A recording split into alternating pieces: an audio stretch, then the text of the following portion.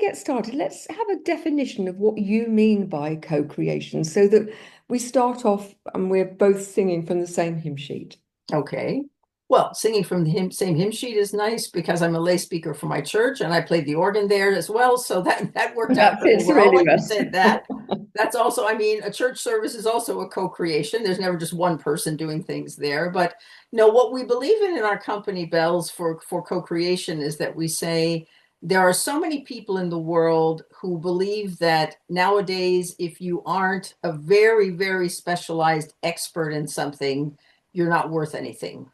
And I personally am more the Da Vinci type. You know, Da Vinci did a little bit of medicine and he did some art and he did theater events and he did things in kitchens and he did all kinds of different interesting Mhm. things, including making war weapons and all kinds of stuff. So this idea of having to be put into something really small means that you only get to do one thing all the time and people only ask you about one thing all the time, which I personally find very boring. As I said, I sort of think I must have roots somewhere back to Da Vinci. But we believe that when you're working together with people, you look at all of the people in the room. Today, there's just two of us physically here in the room, but all the people here in the room are somehow bringing what we call whisperation in action.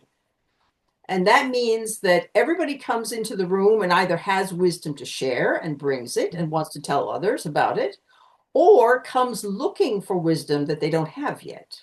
Yes. And that wonderful interaction of when the wisdom gets shared between people and among people is the most wonderful thing because once that happens, everybody picks up something that they would like to do.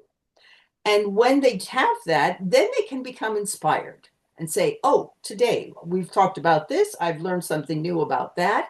Now I can take all of those things that I now have in my toolkit and I can go out and put that into action in my own personal life, in my professional life, in my organization, whatever it depends that it works with. But the nice thing about that is when you do that, you are taking away so much more than you had when you came and you taking something and giving something at the same time, but being able to go out and put it into action.